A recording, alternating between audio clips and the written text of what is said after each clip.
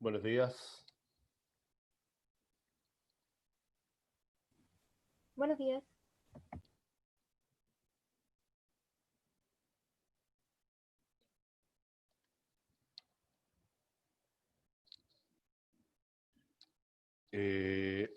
Bueno, Suma ha estado funcionando un poco mal. De hecho, ayer se nos cayó prácticamente todo el día. Esperemos que ahora no nos pase nada.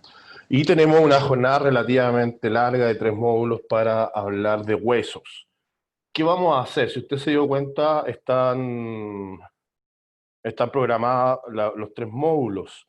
Vamos a intentar de alguna otra forma de que no sea tan denso y generar espacio entre los módulos un poco más largo para que la jornada no se vuelva tan cansadora. ¿Mm? Así que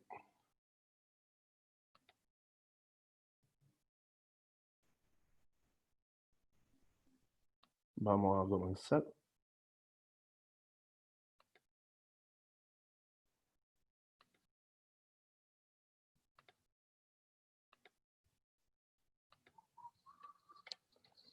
Todo en pantalla, ¿verdad?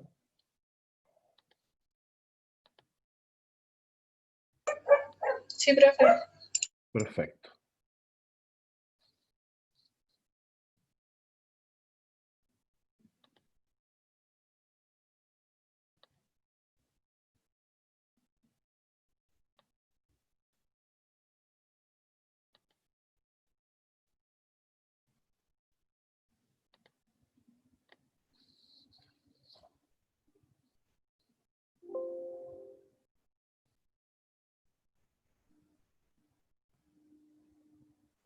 Ok, chiquillos. Entonces, lo que nos compete hoy, y que es un abordaje mayoritariamente anatómico, tiene que ver con los huesos del esqueleto. El esqueleto como tal. El esqueleto como tal es parte del sistema osteomuscular. Los huesos, desde hoy, usted los tiene que considerar, o a lo mejor ya lo sabía, sí, los tiene que considerar necesariamente como órganos. Van a cumplir una serie de funciones dentro de nuestro cuerpo, que incluso van más allá de lo que uno puede ver a simple vista, como el soporte mecánico, la protección de órganos vitales, sino que también cumplen dentro del organismo una serie de funciones fisiológicas, por ejemplo, como la producción de sangre, reservorio de minerales, minerales que van más allá del calcio, ¿verdad? Que está altamente sobrevendido en la realidad. Lo más probable, el resto de los minerales son tan relevantes o más que el calcio, por ejemplo, para los huesos. Eso de que usted tiene que obtener el calcio de la leche, por ejemplo, es una falsedad del porte gigante, ¿sí? Entonces, el esqueleto como tal y los huesos que los constituyen los vamos a considerar desde ahora en adelante como órganos. Son órganos. Sabemos que dentro de las funciones, fíjese aquí, la que estábamos conversando, protección de elementos vitales como la cabeza ósea que protege al sistema nervioso. Los huesos de la cabeza ósea tienen que ser los elementos lo más probable, más robustos que tiene este esqueleto, con el objetivo, evidente, de proteger de manera temprana al sistema nervioso. Como usted lo va a ver en embriología, en fisiología, en su momento, hay algunos huesos del esqueleto que van a estar formados al momento de nacer. Y el único objetivo formado me refiero como estructura ósea. Y eso tiene que ver con su formación y su característica histológica. Tenemos huesos que están formados al momento de nacer y otros huesos que requieren de un molde cartilaginoso que se desarrolla con el tiempo y que permite con posterioridad la formación de hueso definitivo. Entonces, el cuerpo tiene efectivamente algunos huesos que van a estar formados de manera temprana, como los de la cabeza ósea, que tienen como objetivo proteger al sistema nervioso de manera temprana. Si un guaguito, fíjese, nace, por ejemplo, los huesos del cráneo están formados al momento de nacer, pero no están juntos, no están articulados del todo. Si un guaguito, por ejemplo, nace con el cráneo absolutamente unido, vamos a ver una imagen más adelante, eso se define como cráneo sinostosis, e inmediato va a comprometer el crecimiento del sistema nervioso y algún tipo de facultad cognitiva del guaguito enfrentado a ese tipo de circunstancias. Es bueno que esté formado, pero por ejemplo, no es bueno que esté unido al momento de nacer porque no me permite extender. ¿Qué otro elementos de soporte va a generar, perdón, de protección va a generar el esqueleto? El tórax es una formación, aunque no del todo, usted comprenderá que puede perfectamente pasar un cuchillo entre el espacio intercostal, pero su formación como tal, fíjese, tiene como objetivo proteger. Y ahí vamos a ver que esta protección que está asociada al esqueleto también está asociada a la forma del hueso, a la morfología, que es la primera parte de la clase. Soporte y base mecánica es como van de la mano. El soporte y la base mecánica está asociado, por ejemplo, a los músculos. Los músculos se insertan sobre los huesos y son los huesos los que generan a través de palancas mecánicas el movimiento. Entonces, si se ve afectado el sistema musculoesquelético, se va a ver de inmediato afectado el movimiento. Y si se ve afectado el movimiento, se pueden generar una serie de patologías asociadas. Yo siempre doy el mismo ejemplo. Y el mejor ejemplo en este tipo de casos son los abuelos.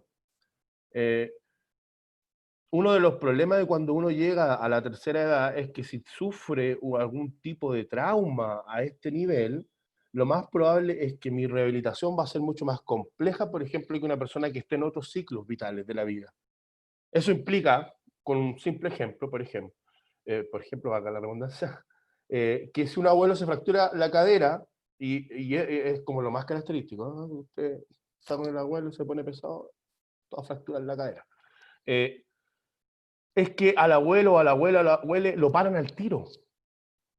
Le operan la cadera a las 8:30 en el hospital y a mediodía el abuelo ya está caminando. ¿Por qué?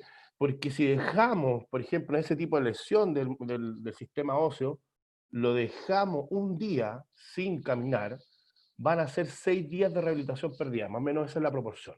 Entonces, si yo dejo un abuelo una semana sin rehabilitación inmediata, voy a tener un abuelo que va a tener en proporción un mes de retraso en la rehabilitación. Y eso va a generar, evidentemente, que se postre, que haya una mayor probabilidad de que quede postrado.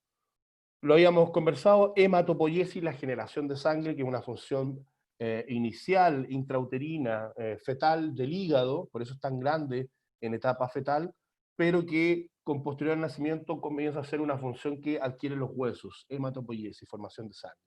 Y algo que habíamos conversado, depósito de sales.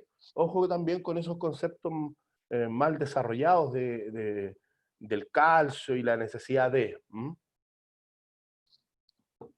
Hay estudios que demuestran que el reservorio mineral del hueso como tal se genera en la primera infancia y con suerte metabólicamente en la segunda, lo que implica que la primera carga mineral que tiene un niño define finalmente las características de por vida.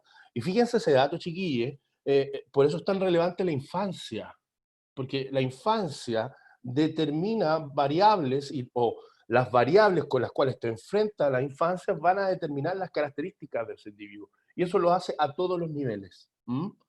Pensando en Chile como uno de los peores países para los cabros chicos, sépanlo. Vamos a tener dentro de la estructura del hueso, lo van a revisar con la histología, un hueso compacto y un hueso esponjoso. El hueso compacto es la lámina de tejido que va por fuera, que los anatomistas definen como aquel hueso que modela la estructura. Ahí.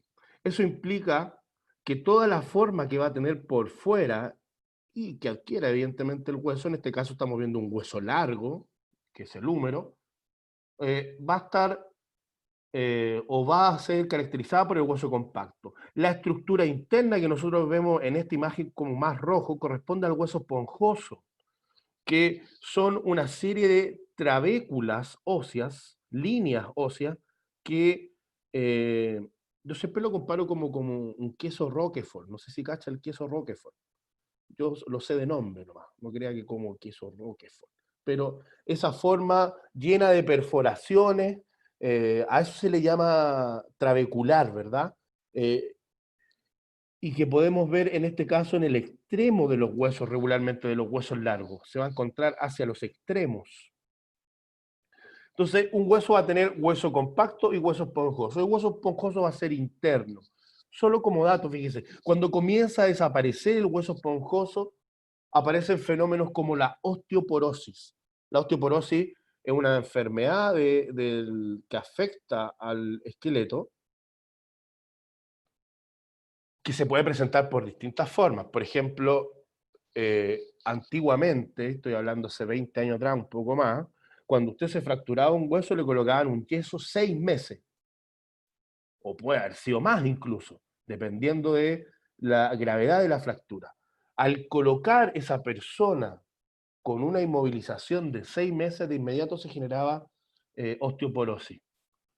Y se define tal cual, por inmovilización prolongada. Eso cambió los protocolos de cómo, por ejemplo, abordar la fractura de manera ortopédica. Lo que se hace ahora es tratar de dejar el segmento, evidentemente, protegido con distintas herramientas, pero lo más móvil posible. ¿Por qué? Porque hace 20 años atrás, cuando inmovilizaban, y evidentemente muchos años atrás, inmovilizaban de esa forma un hueso, después costaba 6 meses volver a hacerlo mover el segmento. Ni siquiera que se recupere el tono muscular y la resistencia mecánica del segmento, sino que me costaba 6 meses volver a moverlo. Entonces, eso cambió con el tiempo y ahora cuando usted ve una fractura de un hueso, lo más probable es que la inmovilización como tal va a ser mínima. Y cuando aparece la osteoporosis, en este caso el ejemplo que di, una osteoporosis clínica asociada a un fenómeno traumático, la osteoporosis regularmente se presenta en la tercera edad, desaparecen estas líneas trabeculares del hueso esponjoso. Y al comenzar a desaparecer esas líneas blancas, que son las líneas trabeculares, la resistencia mecánica del hueso comienza a desaparecer y el hueso como tal pierde densidad. Entonces, esto también lo va a revisar después en esto. Las histólogas son las expertas en esto. Pero lo que usted está viendo acá es la formación de un hueso.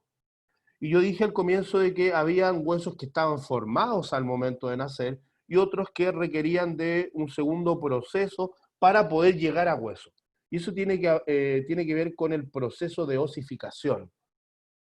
Usted tiene huesos formados como tal al momento de nacer, pero no todos los huesos van a estar formados al momento de nacer.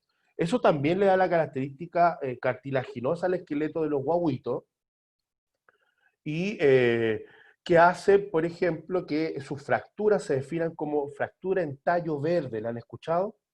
Fractura en tallo verde.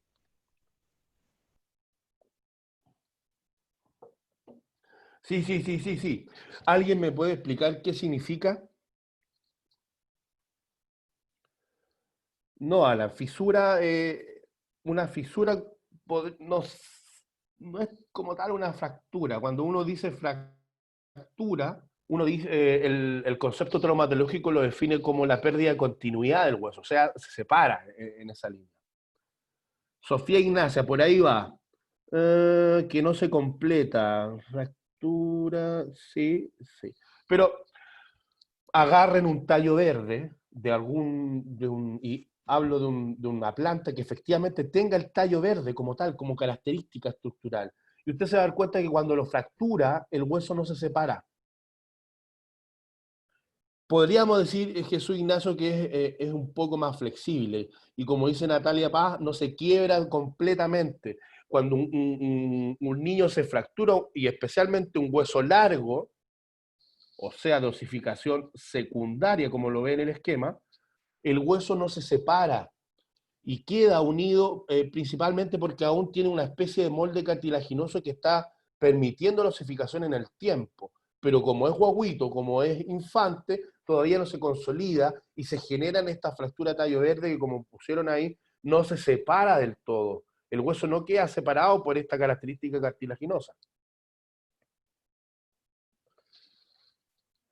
¿Podría haber daño en el periósteo? Efectivamente, Darling, pero no quiebre. Ahora, eso también puede pasar sin que se te desgarre el periósteo por tracción, sin tener fractura en huesos ya consolidados.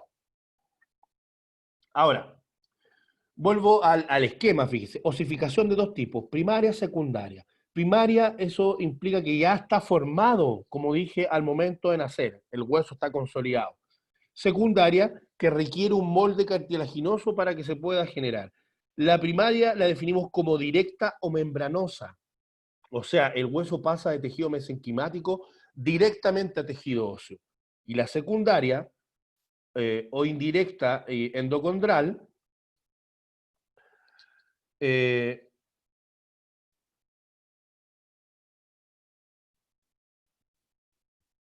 espérenme un poco, a ver. Primaria, directa membranosa o directa endocondral. No la relacionen con la secundaria, porque seguramente el esquema aquí, la secundaria, perdón, se está refiriendo a los centros de osificación secundarios, que es cuando un hueso se termina de formar.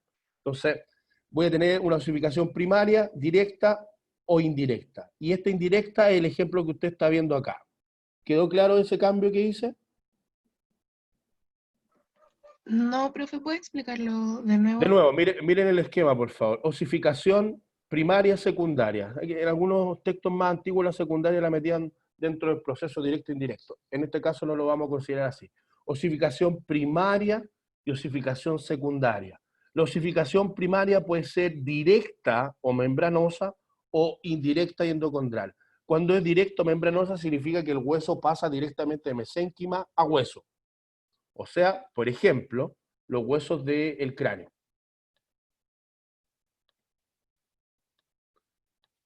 Y en este caso del neurocráneo, que ya lo vamos a ver. Y la osificación indirecta endocondral es aquella que necesita un molde cartilaginoso, que es el ejemplo que usted está viendo acá, en la izquierda. Tengo un molde cartilaginoso que se va generando, que se va distribuyendo hacia los extremos, que a través de desplazamientos celulares, eso tiene una característica histológica específica por aposición, que finalmente este cartílago inicial endocondral termina generando, fíjese, la metáfisis, que son los cartílagos de crecimiento, y además fíjese qué es lo que queda de todo este cartílago que se forma inicialmente, queda un esbozo sobre los extremos del hueso. O sea, ¿cuál es, por así decirlo, la evidencia de que los huesos tienen una formación endocondral? Porque usted puede ver cartílagos dentro de los huesos largos, que son indirectos, que necesitan de un molde cartilaginoso para formarse. ¿Y cuáles son esos vestigios? El cartílago, el crecimiento como tal, y el cartílago articular que se encuentra sobre los extremos.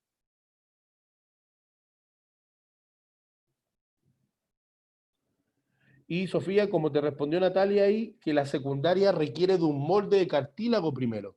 Es aquí, fíjese, si yo fracturo en esta etapa, acá, lo que hablamos de los guaguitos, de la fractura en tallo verde, y esa no separación de los segmentos durante la fractura está dado porque hay cartílago.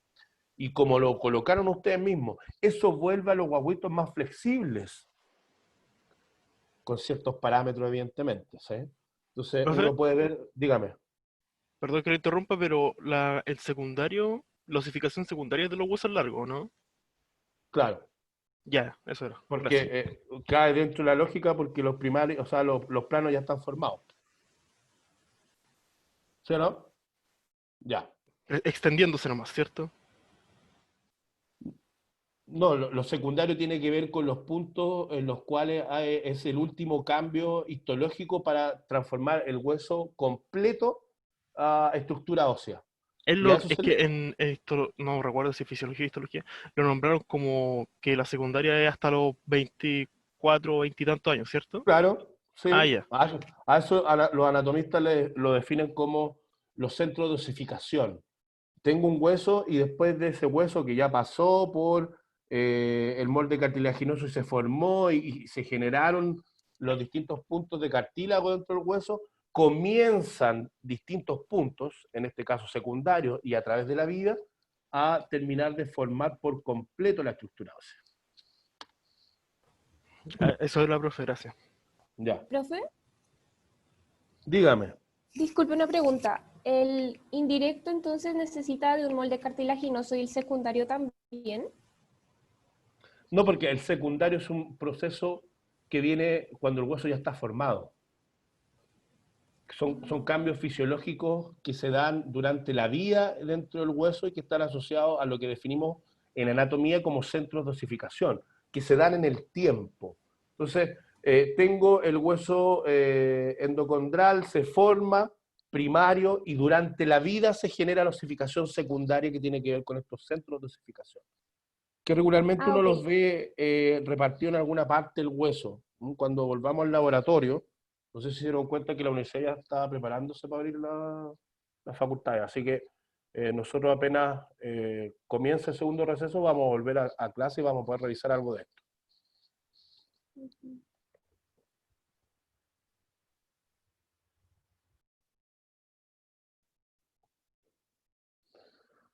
Javiera, ya, y con esto avanzo. El secundario necesita de coágulos que después pasarán al cultivo para ser urificado. No, ahí ya no sé de dónde podría venir lo del y lo osificado en las fracturas. Chiquillos, lo que usted tiene que saber para un hueso que está fracturado, primero es que la zona fracturada esté cubierta por periósteo. El periósteo es el elemento neurovascular más denso que tiene el hueso. La inervación y la vascularización del hueso va a depender del periósteo que se distribuye a través de la estructura ósea.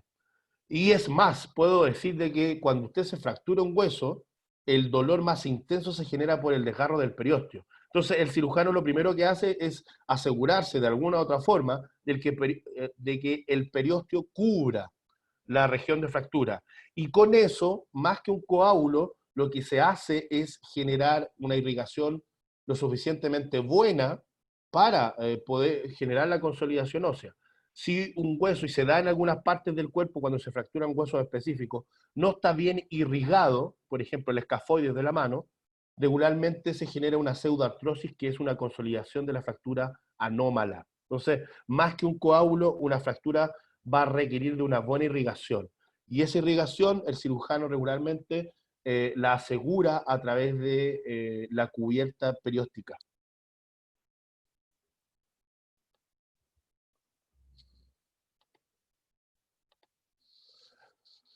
Ahora, dentro de un hueso, y usted lo vamos a empezar a revisar ahora, vamos a tener una serie de irregularidades sobre la superficie que podemos definir como eminencias o depresiones, elementos característicos de cada hueso. Y eso es importante destacar porque una de las complejidades de pasar la anatomía de esto es que los huesos tienen una cantidad de partes enorme.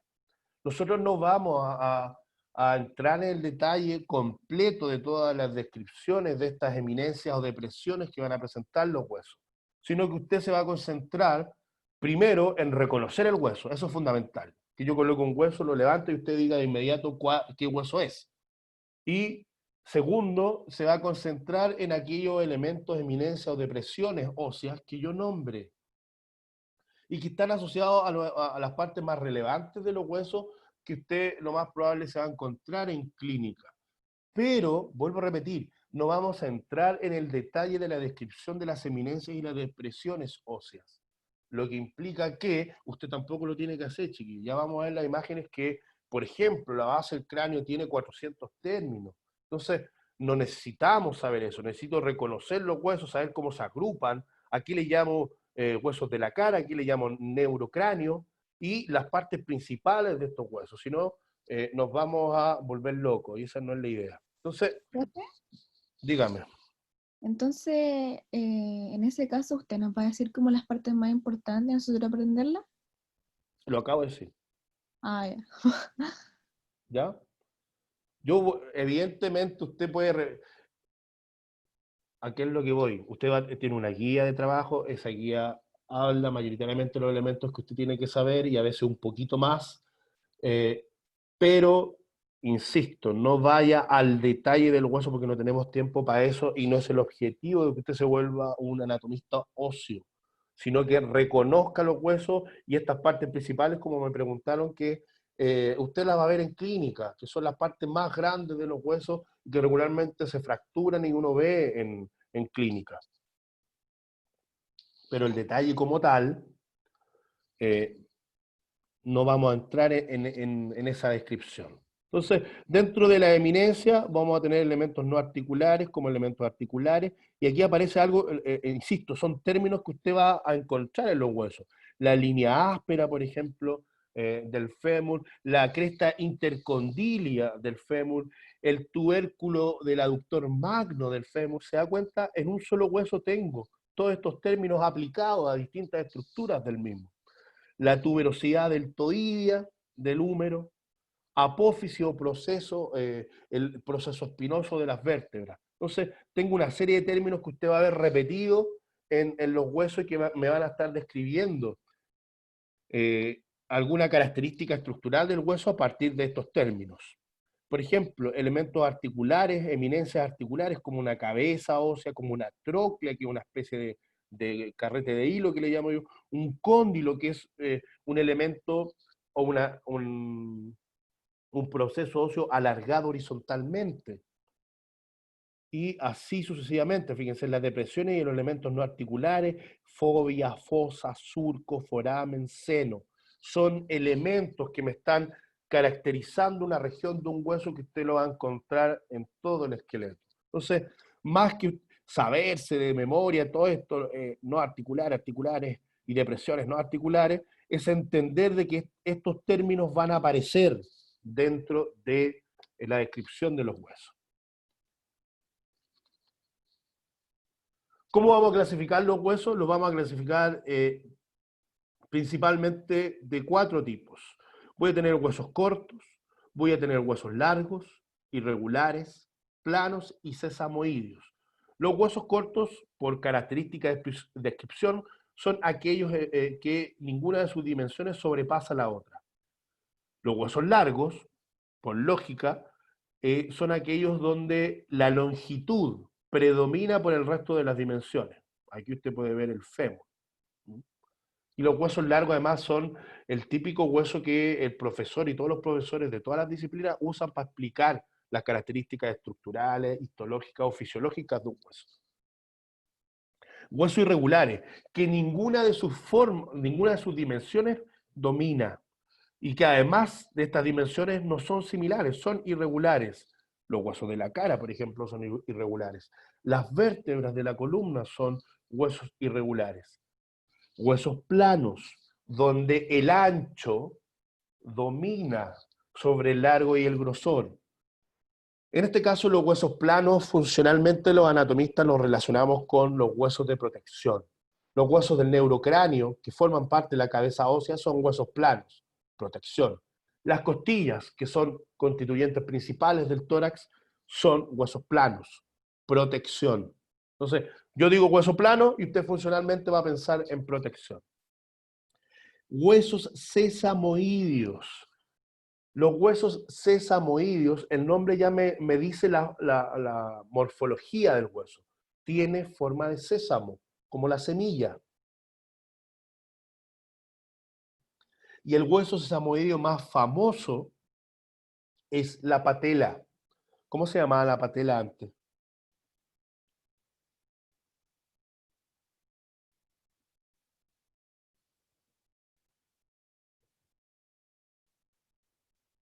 ¿La rótula?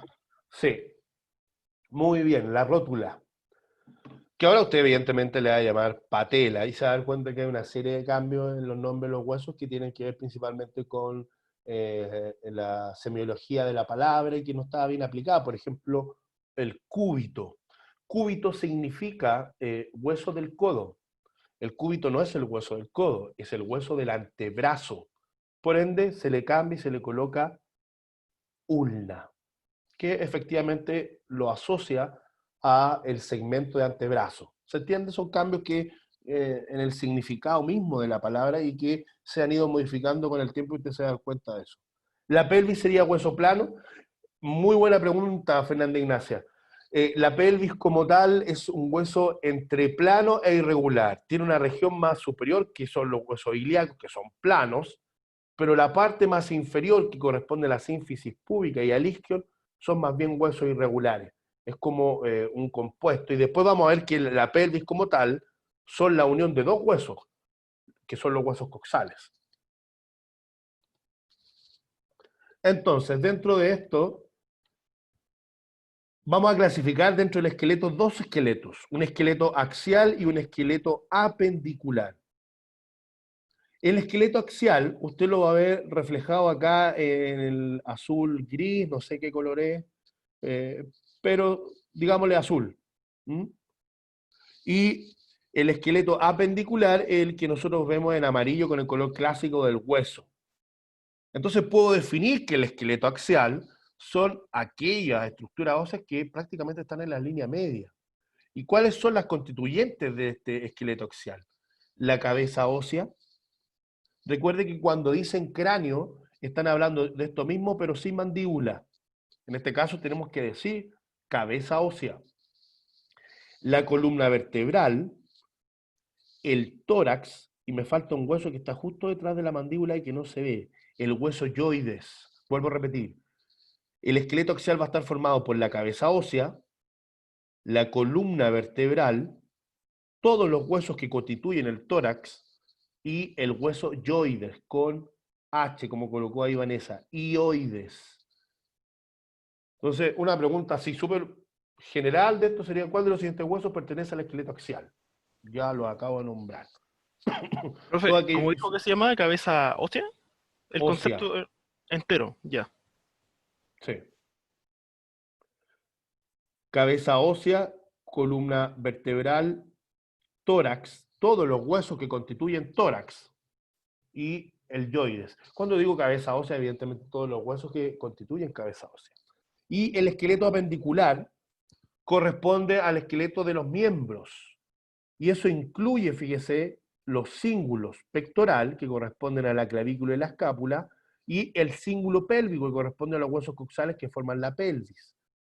A este apendicular se le suma el resto de los segmentos, que está constituido por huesos grandes, robustos, como el fémur, por ejemplo, que es el hueso más grande y robusto del cuerpo. Para usted fracturar el fémur necesita un mecanismo de alta energía. Sobre todo el cuerpo, ¿eh? Las regiones articulares son más fáciles de fracturar. Entonces, tengo dos esqueletos, uno axial en la línea media y uno apendicular, asociado a los miembros. Lo que estábamos hablando, aquí está marcado solo el esqueleto axial. Usted se da cuenta, columna. La columna en algún punto se articula con la pelvis y ahí se genera la transición entre el esqueleto axial y el segmento más inferior. Lo mismo va a pasar a nivel más superior. El miembro superior se conecta al tórax a través del cíngulo pectoral, que está constituido por la clavícula y la escápula. Y ahí se genera la unión de los esqueletos, axial y apendicular.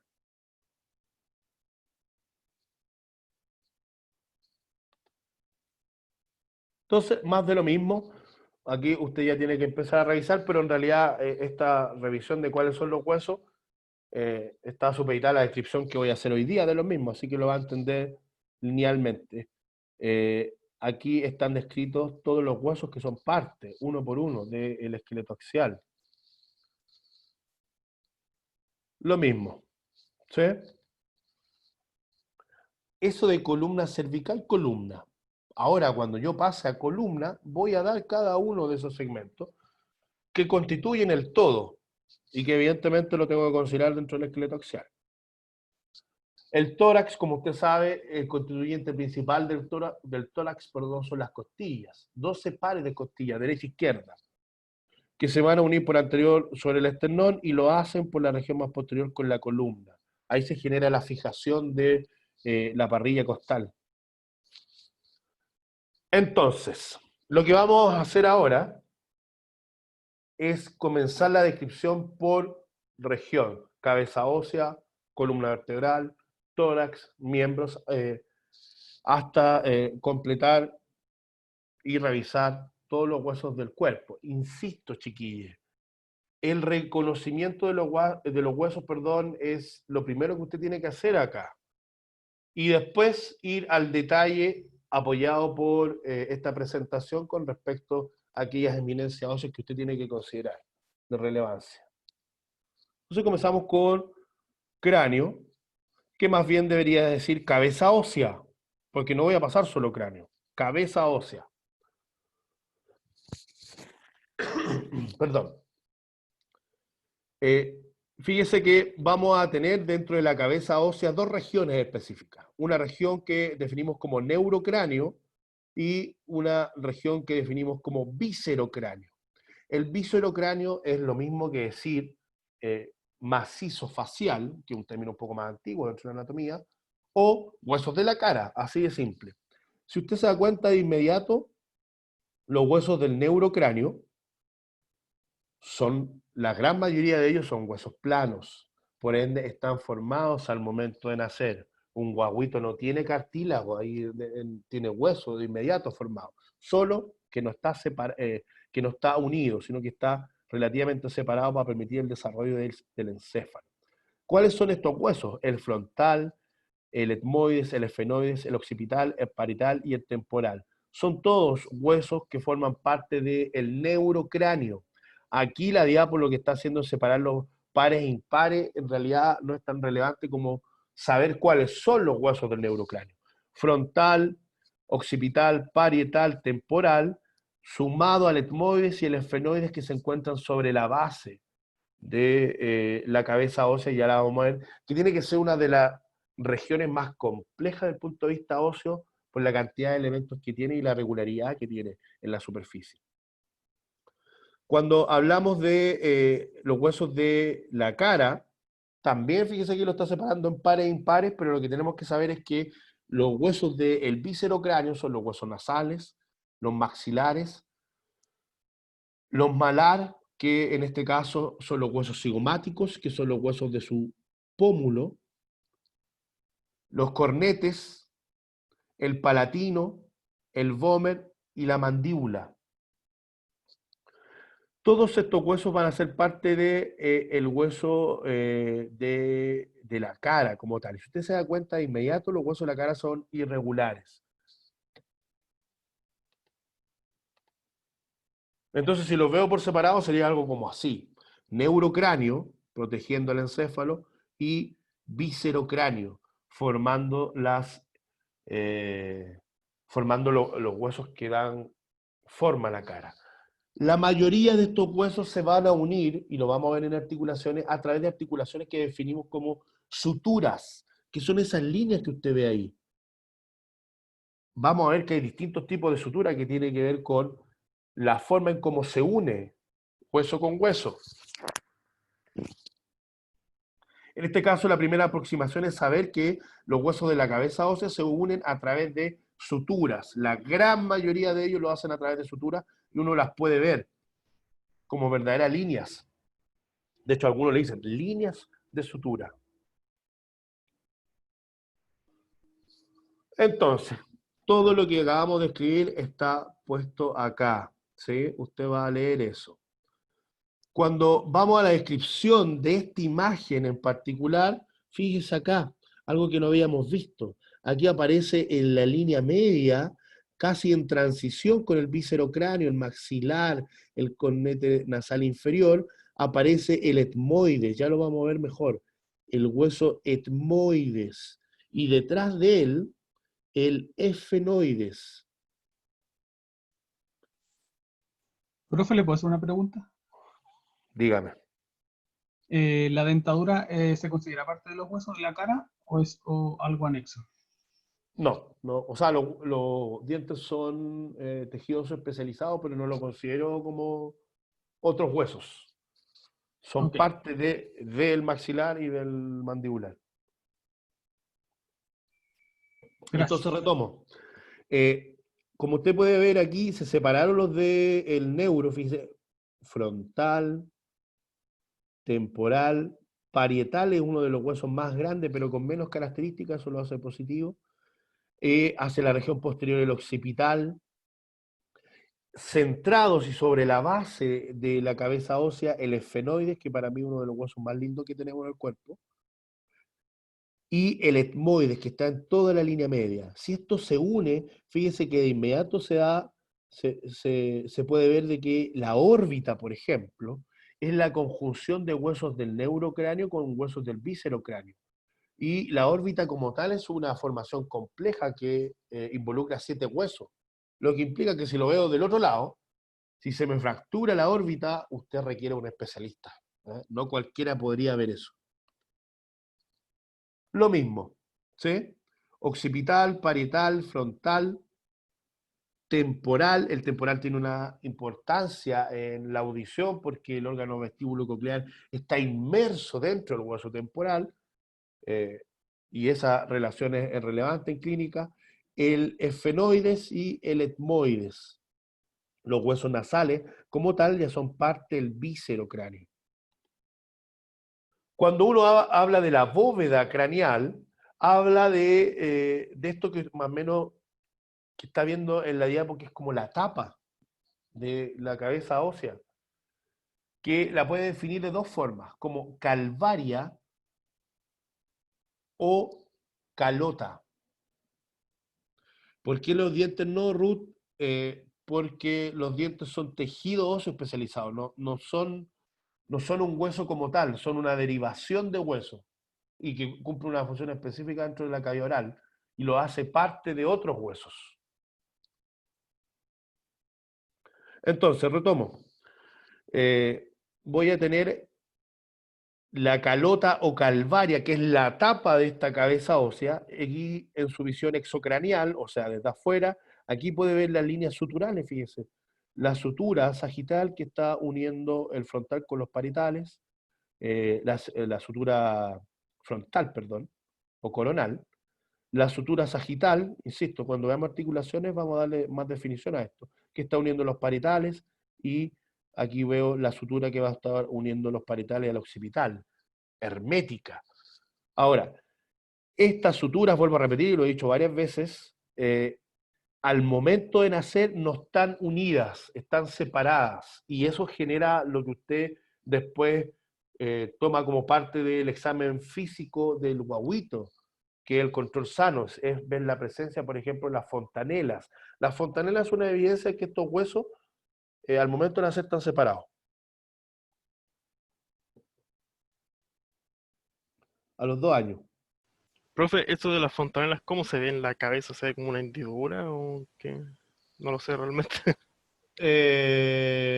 Consíguete una guagua y le empezás a explorar el cráneo y te vas a dar cuenta que tiene como una especie de membrana. Pero si te estoy hablando en serio, ¿por qué te reís? Sí, perdón, pero es que no me puedo conseguir una guagua ahora. Ah, bueno, anda por la calle. Permiso, señora, le decís. Y le agarráis la cabeza a una guagua y te vas a dar cuenta que es una membrana que está en estos puntos. Bueno, las Ya. fontanelas no solamente van a estar en la región más superior, sino también en la parte más lateral, pero las que se revisan más fácilmente son Los la que que hacen como une esa I mayúscula, ¿no? los puntos de unión, los centrales, que unen Ya. frontal los parietales, o sea, S, y el posterior que une los parietales con el occipital, S. Se cierran de manera distinta y en etapas distintas, se va a ver más adelante. Pero uno lo toca como una membrana, algo súper blando, que de hecho hay gente que no le gusta tocarlo porque se pone nerviosa.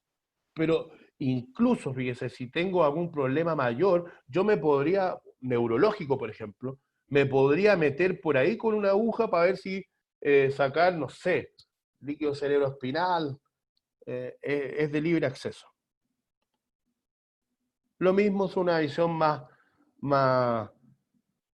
ampliada, fíjese lo que estábamos conversando recién. El cráneo cuando ya está constituido va a generar los puntos craniométricos. Usted va a tener una buena cantidad de puntos craniométricos, que son, vuelvo a insistir, aquellos puntos donde los huesos del neurocráneo o de la cabeza ósea se están uniendo. Algunos reciben nombre específico, como lo que usted está viendo aquí en la cara superior de la calota, que son el pregma, que representa, insisto, al momento de nacer la fontanela anterior, y el lambda, que es el punto craniométrico más posterior, que representa la fontanela posterior al momento de nacer. Después vamos a darnos cuenta que desde una visión lateral puedo ver el terion y el asterion, que son otros puntos craniométricos de relevancia y que se nombran. Insisto, esto tiene una cantidad de puntos craniométricos enorme, pero yo solamente estoy nombrando 2 o 4, en este caso el asterion y terion, y bregma y lambda, porque son elementos que usted va a escuchar en clínica, porque van a estar asociados a las fontanelas.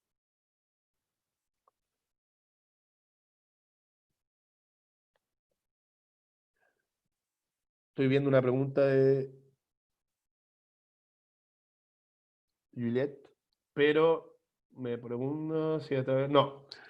Después vamos a aprender en articulaciones que estas uniones no se hacen por cartílago hialino, sino que se hacen a través de tejido fibroso, y por eso ese tejido fibroso permite de alguna manera que estos huesos no se muevan. ¿Sí? Lo vamos a entender mejor cuando vemos articulaciones. Lo que acabo de decir, fíjese, puntos craniométricos de relevancia, el bregma y el lambda, que son el lambda más posterior, desde una visión superior, y es el punto de unión entre los occipitales y los parietales, y el bregma, que es más anterior, el punto de unión entre los parietales y el frontal. Terion y asterion, que son los puntos craniométricos más famosos de la cara lateral. Usted está viendo la cara lateral de la cabeza ósea. Todo esto es la cara lateral. El terion representa el punto de unión entre el parietal, el frontal, el temporal y el esfenoides. Aquí marcaron muy bien el ala mayor del esfenoides, que aporta también a la formación del terion. Y hacia la región posterior el asterion, que representa el punto de unión entre el temporal, el parietal y el occipital.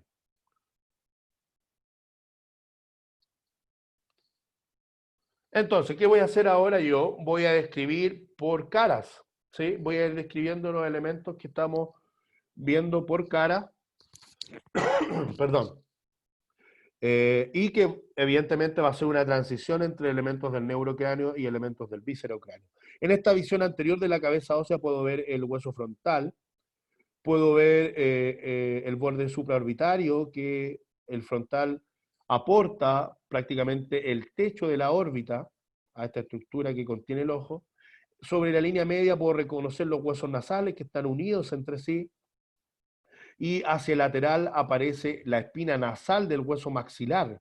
Todo lo amarillo corresponde al hueso maxilar. Después vamos a ver que los huesos del viscerocráneo tienen espacios que en algún momento los anatomistas definieron como huesos neumáticos, porque tienen una cavidad interna que permite y que contiene aire, que son los senos perinasales. Ya lo vamos a revisar en otra imagen. Estos senos perinasales se desarrollan con el tiempo por nacimiento y permiten, entre otras cosas, por ejemplo, de que el cráneo se vuelva más liviano para que el guaguito lo pueda firmar, o sea, a partir de los 3 meses, esta cavidad ya está más desarrollada, y además son fundamentales para calentar el aire. Cuando el aire entra en la cavidad nasal y se mete dentro de estos espacios que ya vamos a mostrar que definimos como senos perinasales, el aire se calienta. Ese es el objetivo de respirar por la cavidad nasal, el filtro y que el aire se calienta. Efectivamente, Javiera, estos espacios que ya voy a mostrar son los que están asociados a la sinusitis, donde el espacio del frontal es el más famoso. Ahí regularmente te pega el médico para ver si tenéis sinusitis, pero en realidad te puede dar sinusitis en todo el macizo que tenga estos espacios. Ya voy a decir cuál. Fíjese que el hueso maxilar, en esto estaba escribiendo, ahí preguntaron por los orificios. Bueno, esto está lleno de orificios, chiquillos. Está lleno de orificios, como el orificio infraorbitario, que me permite la entrada de la rama terminal del nervio maxilar, que viene desde el tronco encefálico, se mete acá. Aquí tengo la fisura orbitaria superior y la fisura orbitaria inferior. Estas fisuras permiten la entrada de los pares craneales que se van a meter a la órbita y van a inervar distintas partes del ojo y distintos músculos del ojo. Cada uno de estos agujeros lo más probable tiene algún elemento que va a estar asociado. no es el trigémino. Uno a este nivel ve las ramas terminales de alguna principal del trigémino, como la infraorbitaria, que está asociada al maxilar. Hacia la parte más inferior veo la mandíbula. La mandíbula va a tener un cuerpo, un ángulo y una rama, que es lo que usted alcanza a ver desde esta visión más anterior. Tanto el maxilar como el mandibular o la mandíbula van a contener a los dientes, que es algo que estaban preguntando. Los dientes están contenidos sobre unos espacios que se llaman cavidades alveolares. Estas cavidades alveolares contienen la raíz del diente y la mantienen fija a través de una articulación fibrosa, lo nombré hace un rato, que son las que unen también los huesos del neurocráneo. Eso permite que este tejido fibroso permite que el diente quede anclado sobre el maxilar y sobre el mandibular y no se mueva. Si a usted se le mueve un diente es porque tiene un problema. Lo mismo pasa con los huesos del neurocráneo, porque están unidos a través de tejido fibroso. Ese tejido fibroso es el que el odontólogo, le dice el cemento. Cuando uno va hacia las partes más laterales del macizo, ya describimos el maxilar, fíjense, el maxilar en la línea media tiene la escotadura, y aquí usted ya ve cavidad nasal. La cavidad nasal en la línea media va a tener el hueso vomer, que es del víscero-cráneo, y la lámina perpendicular del etmoides, que es del neurocráneo. Cuando se une la lámina perpendicular del etmoides al vomer, se genera el tabique nasal óseo. Y eso genera la división de una cavidad nasal derecha y una cavidad nasal izquierda. Entonces, fíjense, ahí está el vomer, hueso del víscero-cráneo, y eso es parte del etmoides, que se llama lámina perpendicular del etmoides. Se unieron, y eso genera el tabique nasal óseo. ¿Qué me separa? Este espacio en una cavidad nasal derecha y una cavidad nasal izquierda. Alcanzo a ver también en este espacio de la cavidad nasal la concha nasal inferior. Si hay una concha nasal inferior, significa que hay otras. Y en este caso alcanzo a ver también la concha nasal media, y no veo la superior, que está más o menos a la altura de los huesos nasales, más arriba. No la veo. La concha nasal superior y la concha nasal media son parte del hueso etmoides, pero la concha nasal inferior es un hueso por sí solo. Usted tiene que, si yo le pregunto, nómbreme un hueso de la cara o del víscero-cráneo, usted puede nombrar perfectamente la concha nasal inferior. Es un hueso por sí solo. La concha nasal media y la superior, que no alcanzamos a ver acá porque están detrás de los nasales, son parte del hueso etmoides. Cuando hay personas que tienen problemas en la cavidad, tabique desviados, roncan y tienen problemas en la mecánica respiratoria, se puede sacar la concha nasal inferior. El cirujano va, corta esto y amplía el espacio para que pueda entrar el aire y pueda dificultar. Vanessa, el esfenoide es parte del neurocráneo, efectivamente. Hacia las partes más laterales del maxilar, usted se encuentra con el cigomático. El cigomático y el maxilar, fíjese, están aportando al piso de la cavidad orbitaria. Tarea para la casa, anote, busque los huesos que constituyen la órbita.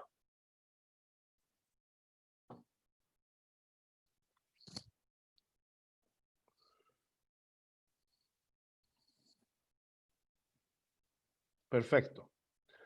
Alcanzo a ver hacia la línea media el hueso lacrimal, que es el uncus que salía por ahí en la lista, y alcanzo a ver parte ahí del etmoides, y en el fondo de la órbita el esfenoide. Ya he nombrado prácticamente todos los huesos de la órbita. ¿Quién es el que me falta? Que de hecho no se ve bien acá, chiquillos, que debería aparecer aquí, que es el palatino, el hueso palatino.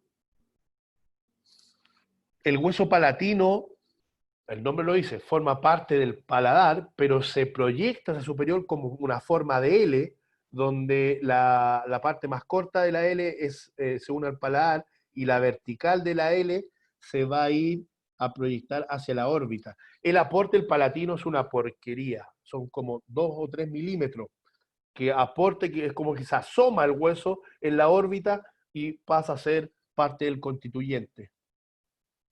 En una visión lateral, ya nombramos todo lo que está hacia anterior, fíjese, vemos mayoritariamente la descripción de la rama de la mandíbula, pero los huesos del neurocráneo. Cuerpo, ángulo, rama mandibular, y la rama mandibular en su extremo más superior va a tener dos procesos óseos. Un proceso coronoides que se va hacia anterior y un proceso condilar o articular que forma parte de la articulación temporomandibular. Esta articulación ATM, articulación temporomandibular,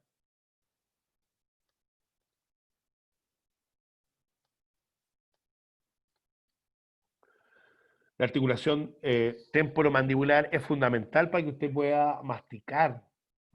Es una articulación de interés odontológico. El odontólogo hace 3 horas, 3 módulos de ATM y enseña solo ATM. O sea, evidentemente nosotros no vamos a llegar a ese nivel. A ese nivel tenemos que entender los movimientos que hace y la clasificación que la vamos a ver en otra clase. A esta misma altura, este proceso articular o condilar de la mandíbula, de la rama mandibular, se articula con la fosa mandibular del hueso temporal. Todo esto es el hueso temporal. Entonces, es el hueso temporal el que recibe la mandíbula.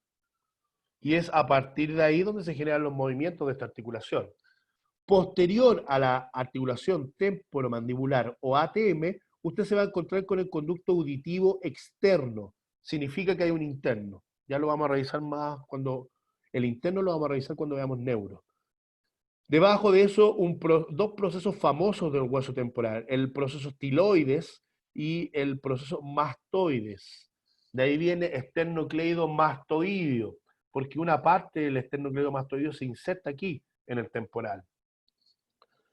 Desde el hueso temporal aparece este proceso que se proyecta hacia anterior y se une al cigomático formando esta estructura que definimos como arco cigomático. El arco cigomático, evidentemente este espacio que se genera, que de hecho uno puede meter un par de dedos en ese espacio, cuando están todos los tegumentos y tiene todas las capas, eso está cerrado, chiquillos. Con elementos y con fases que vienen del epicráneo, se insertan sobre el borde superior del arco cigomático y cierran este espacio. Hacia la región más posterior aparece el hueso occipital. No alcanzo a ver los elementos más relevantes del occipital, que es la protuberancia occipital externa, que es el poroto que usted se siente en la parte posterior de la cabeza. Acá, no se ve bien. Y hacia arriba el hueso temporal, que lo más relevante que uno podría ver en el hueso temporal son la marca de las líneas temporales inferior-superior. Mire esto, por favor. Aquí, evidentemente, esto es la base del cráneo sobre una visión exocranial, o sea, desde afuera. ¿Qué es lo que vamos a rescatar de esto? Primero, que reconozca los huesos, o sea, occipital, temporal. Mire cómo se posiciona ahí hermoso el esfenoides, en la línea media, siendo parte ya del viscerocráneo, el vómer. Y se sacó la mandíbula en esta imagen, por ende, esto es un cráneo, y podemos ver, fíjese, la formación del paladar duro. Usted tiene un paladar duro y un paladar blando. El paladar blando está constituido por musculatura, y es el que vibra, por ejemplo, cuando alguien ronca. El paladar duro es el límite más superior de la cavidad oral, que usted se toca y es hueso, que está constituido por dos huesos. El paladar duro va a estar formado por el maxilar y los huesos palatinos, izquierda-derecha, ¿verdad? O sea, el paladar duro va a estar formado por el hueso maxilar y los huesos palatinos. Fíjense que si uno se colocase un poco más descriptivo, yo debería decir que el paladar duro está formado por las eminencias palatinas de los huesos maxilares que se unen a la eminencia horizontal del hueso palatino. ¿Quién forma el paladar duro? Palatino y maxilar.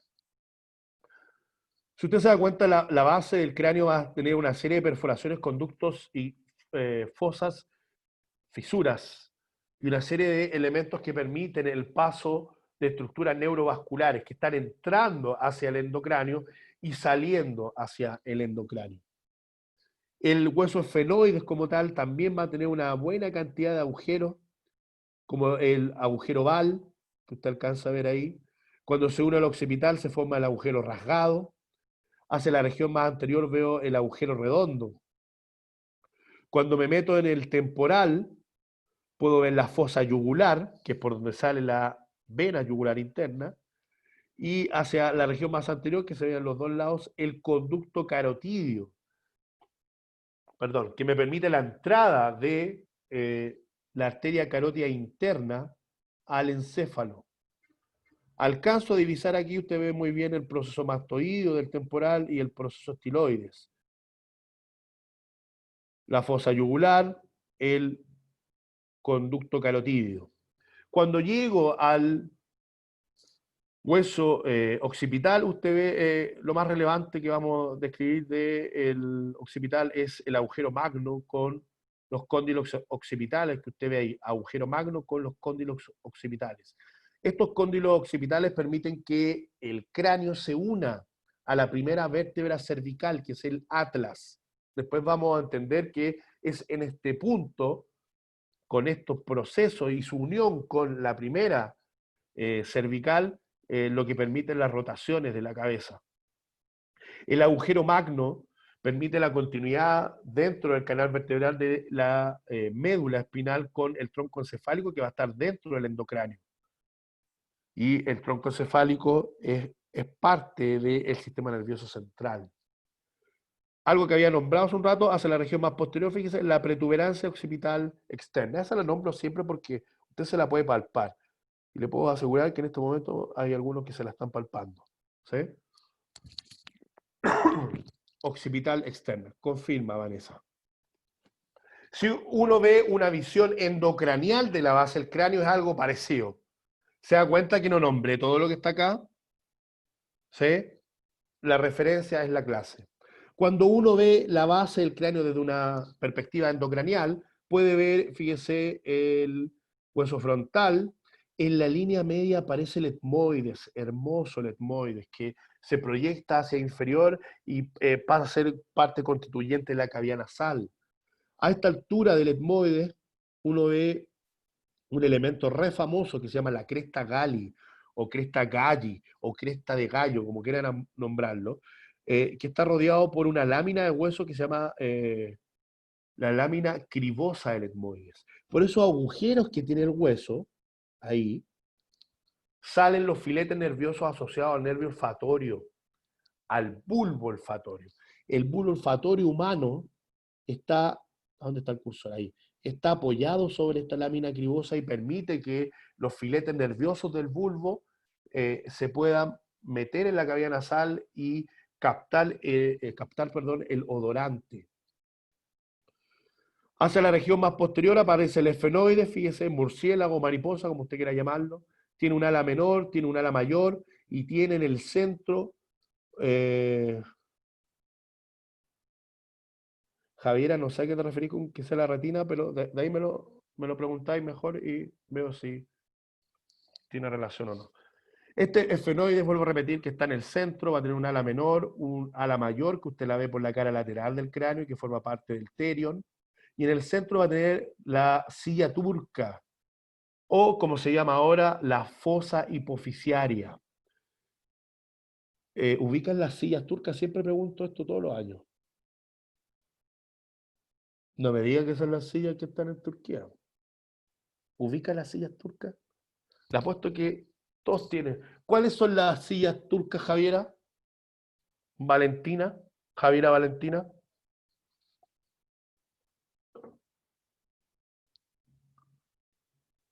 ¿Ha cachado esos como sillines que la gente lleva a la playa, que como que lo abre y los cierra? Y cuando los cierran quedan como planos y unidos, y cuando lo abres como que se forma una mallita regularmente, que es la que sostiene el cuerpo, una tela, y queda como una especie de concavidad.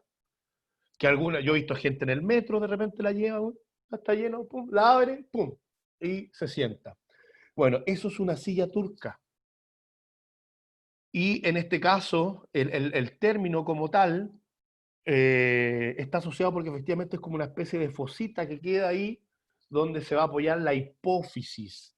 Fíjese, aquí nuevamente vemos los orificios que están asociados a esta altura con el esfenoide. El redondo mayor, el redondo menor, el rasgado, son orificios que son parte del esfenoide que además cuando se une al resto genera otros. Aquí tiene la porción basilar del hueso occipital que se va a estar uniendo al esfenoide y detrás de esto va a estar el agujero magno. Aquí se genera una serie de marcas que están asociadas a los senos venosos internos que van a estar en el endocráneo, y si tengo una protuberancia occipital externa, tengo una interna que marca parte de este límite, estos surcos cruciformes que uno ve a este nivel. ¿Qué voy a decir de esta base del cráneo? Visión endocranial, que la base del cráneo, desde una perspectiva endocranial, o sea, desde adentro, se va a dividir en una fosa cerebral anterior, una fosa cerebral media y una fosa cerebral posterior. La base del cráneo, desde una visión endocranial, se divide en 3 fosas: cerebral anterior, cerebral media y cerebral posterior. ¿Qué es lo que uno dice con respecto a los órganos y su relación? Es que el cerebro como tal va a ocupar mayoritariamente, el cerebro cubre todo, pero fíjese, va a tener una estrecha relación con mayoritariamente la región más anterior y media, porque la fosa cerebral o fosa craneal, dependiendo del texto, fosa craneal posterior, esta, fíjense, esa marca que usted ve ahí, y después lo va a ver cuando conozca el cerebelo, es porque el cerebelo está puesto acá. Lo que implica que el lóbulo occipital está encima de esto y está encima del cerebelo que va a estar ocupando esta fosa craneal posterior. La fosa craneal media y la fosa craneal anterior son ocupadas directamente por el cerebro, pero la posterior va a estar ocupada mayoritariamente por el cerebelo. Corte en la línea media del cráneo. Y fíjense que la base no está orientalizada, está inclinada. No está así, sino que está inclinada. Eso también cambia un poco el eje de la cabeza ósea, pero no es tan relevante ahora. ¿Qué me permite ver esta imagen? Parte de los senos perinasales, ¿se acuerdan que lo nombré? Me falta el maxilar, que está dentro del hueso maxilar, pero aquí puedo ver el seno frontal y el seno esfenoidal. ¿Quién me falta dentro de estos huesos? Me falta, dentro de estos senos perinasales, el seno etmoidal. Vuelvo a repetir, ¿cuáles son los senos perinasales? El seno maxilar, el seno frontal, lo está viendo aquí el frontal, el seno esfenoidal y el seno etmoidal, que está dentro del hueso etmoides, por eso no se ve aquí. Entonces, lo que decían ustedes, son estos espacios los que están asociados a la sinusitis, efectivamente. Cuando usted se le llena de mucosidad acá, eso genera infección y dolor, y es sinusitis. Pero la sinusitis también puede ser esfenoidal, como también puede ser etmoidal o maxilar.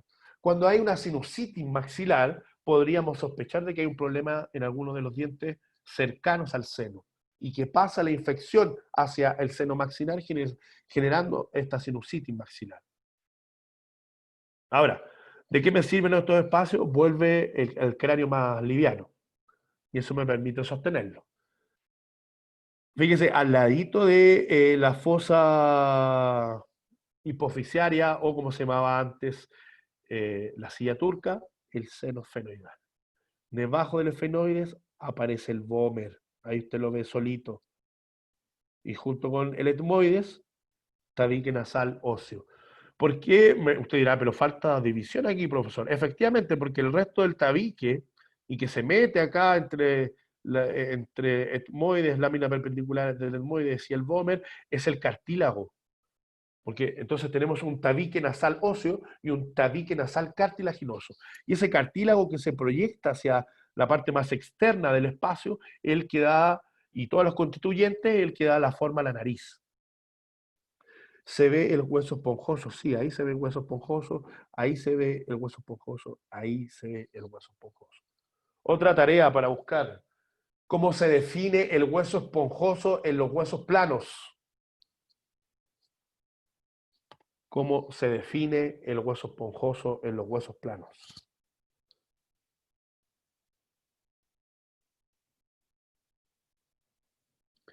Ruth, cuando la persona tiene sinusitis, diploe, muy bien, Darlene, excelente. El hueso esponjoso de los huesos planos se define como diploe.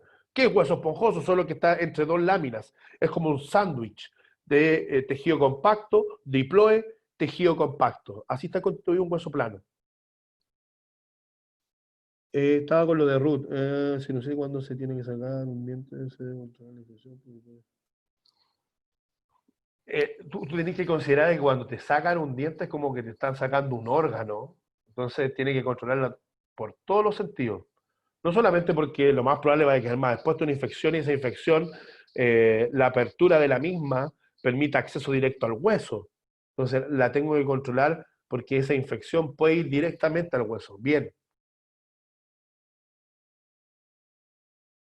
Rubí. ¿Y qué dije yo? Dije Ruth. Bueno, Rubí. Ruth. Lo que vemos acá son los huesos por separado, solo para que usted vea, vea la característica de estos huesos más complejos, como el etmoide. El etmoide yo nombré varias partes, fíjense, aquí están las conchas nasales, media, superior. Esos espacios que usted ve ahí se definen como celdillas etmoidales, que son el seno perinasal etmoidal, son las hemiceldillas etmoidales, son esos espacios que están ahí. Por ende, cuando usted respira, esos espacios se llenan de aire, y al llenarse de aire permite también, de pasada, sacar el exceso de mucosidad. Hacia arriba la cresta Galli, hacia abajo la lámina perpendicular. El esfenoides, mire qué lindo, por favor. Voy a nombrar tres partes, ya nombré la fosa hipofisiaria, nombré el ala menor, aparece el ala mayor, fíjense, menor, mayor, menor, mayor. Ala menor del esfenoides, ala mayor del esfenoides. El cuerpo del esfenoides que contiene a la silla turca. Y hacia abajo las patitas de este murciélago, que son los procesos pterigoideos, los va a escuchar después. Pterigoideo medial y pterigoideo lateral. Pterigoideo medial se acerca a la línea media, pterigoideo lateral se aleja de la línea media.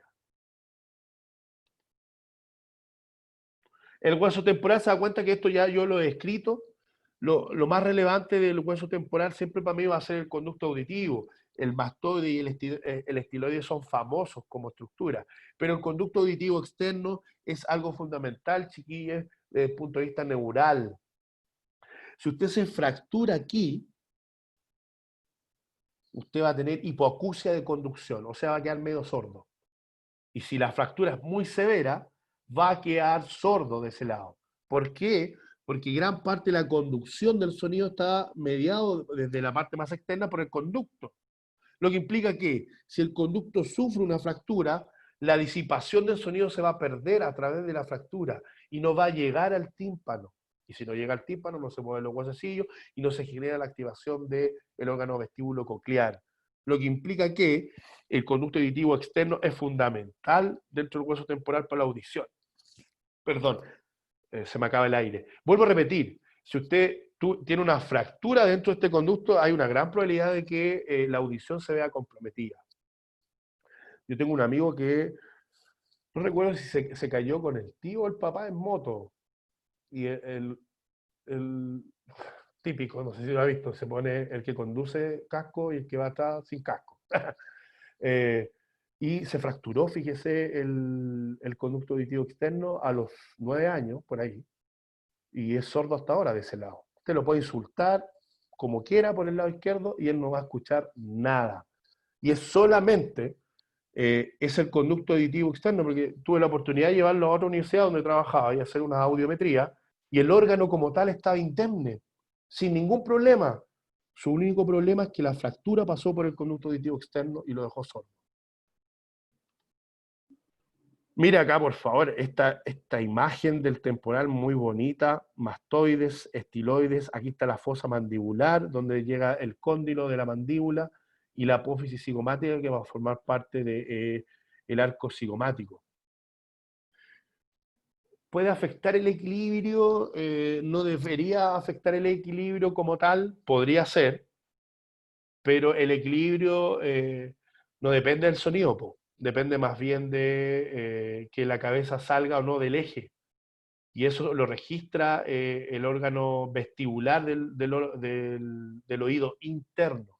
Después les voy a explicar eso de que el oído medio, que la gente se marea y se tapa el oído y que el oído medio no tiene mucha relación directa con el equilibrio, porque el equilibrio lo controla el oído interno. Ya, el occipital lo he nombrado bastante, agujero magno, los cóndilos occipitales, proceso basilar que lo une al esfenoides, la protuberancia occipital externa, y aquí aparecen las líneas nucales que permiten la inserción de los músculos posteriores de cuello. La visión interna, fíjese aquí se genera esta estructura cruciforme donde el centro es la protuberancia occipital interna del hueso, y esto representa los surcos de parte de los senos del endocráneo. La mandíbula ya también la describimos en la pasada, vamos a tener un cuerpo, un ángulo, un proceso coronoides de la mandíbula que es anterior y un proceso articular o cóndilo mandibular que es posterior. Fíjense el cóndilo, eminencia alargada horizontalmente, se alarga horizontalmente. ¿Mm?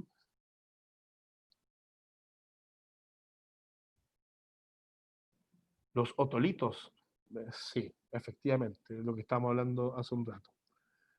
La mandíbula, fíjese, va a tener dentro de su parte interna el foramen mandibular. Ese foramen mandibular permite la entrada del nervio alveolar inferior, derecha e izquierda, evidentemente, que se encarga de generar parte de la inervación del diente.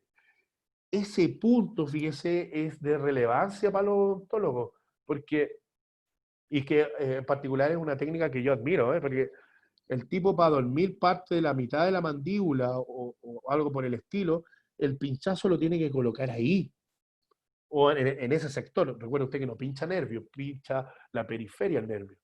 Lo que implica que requiere cierto grado de experticia poder hacerlo sin tener mayores problemas. Y eso implica evidentemente que la mandíbula esté desplazada, abierta, para que el odontólogo tenga un mejor acceso. Lo mismo descrito. Y esto, bueno, hay nada que ver, puesto en la tarea, lo tiene que buscar usted y ahí está. Ahí está escrito cuáles son los huesos de la órbita. Quiero que lo revise, por favor. Recreo.